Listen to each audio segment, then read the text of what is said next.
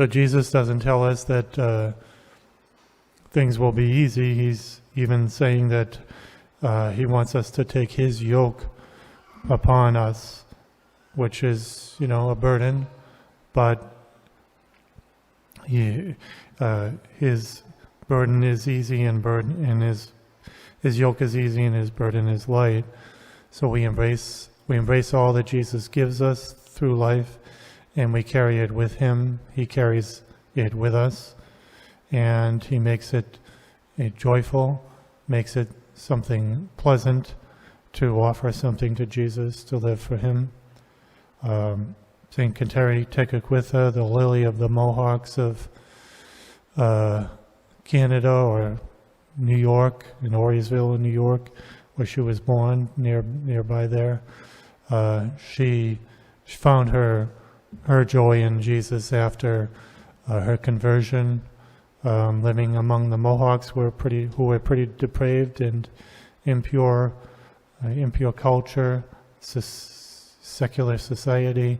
She was born of a Christian mother, but a Mohawk father.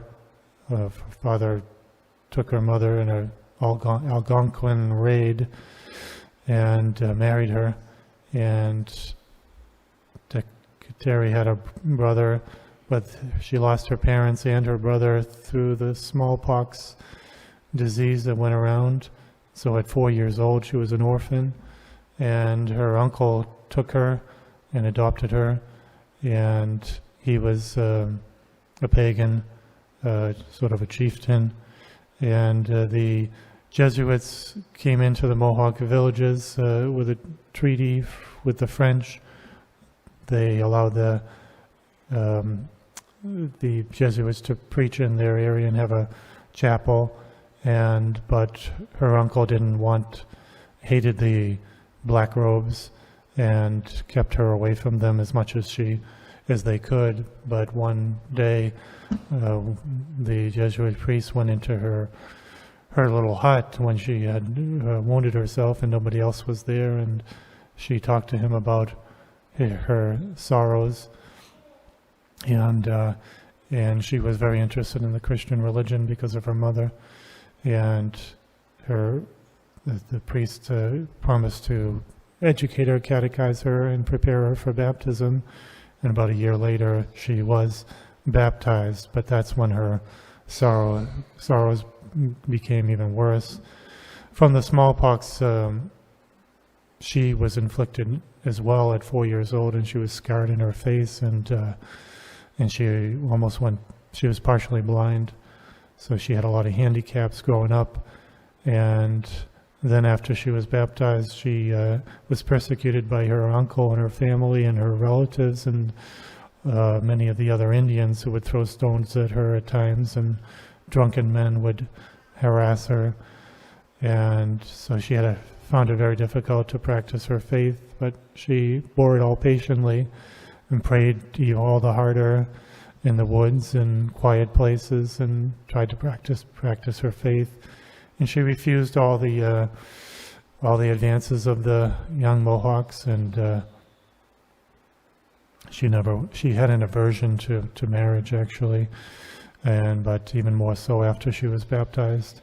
And so the Jesuits thought it best that she be brought out of this situation, and they sent her up to a Christian village up north, about 200 miles from where she was, and she had to escape, and her uncle and her Mohawks tried to catch her while she was going. She hid in the reeds in a river and was able to escape to the northern village of the Christians, and there she thrived.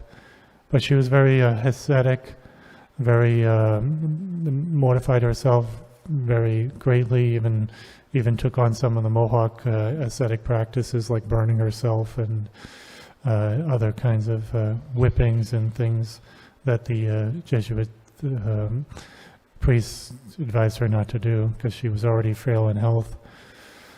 But there she took a vow of virginity and tried to establish a little convent with a couple other young girls her age, but that was not seen as prudent by the Jesuits, and so she didn't do that. But she was faithful in prayer, and she would spend a lot of time in the forests praying quietly, even in barefoot in the snow, praying devoutly and praying in the chapel. And she was very devoted to Our Lady. She would always carry her rosary around and pray the rosary very often.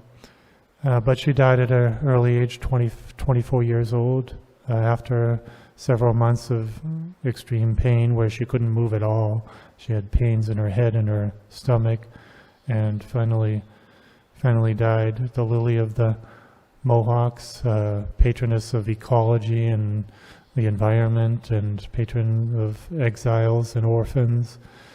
Our friars are now traveling up to Orisville to visit her, the shrine up there dedicated to her, and she's a great witness to our society, which is, you could say, is depraved too, with all the impurity everywhere and immodesty and the things on TV and movies.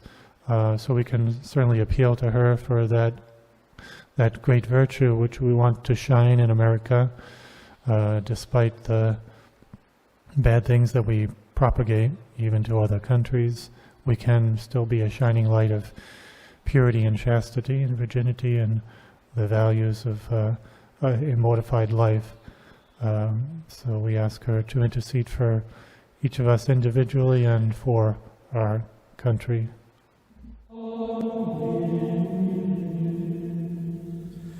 Huios in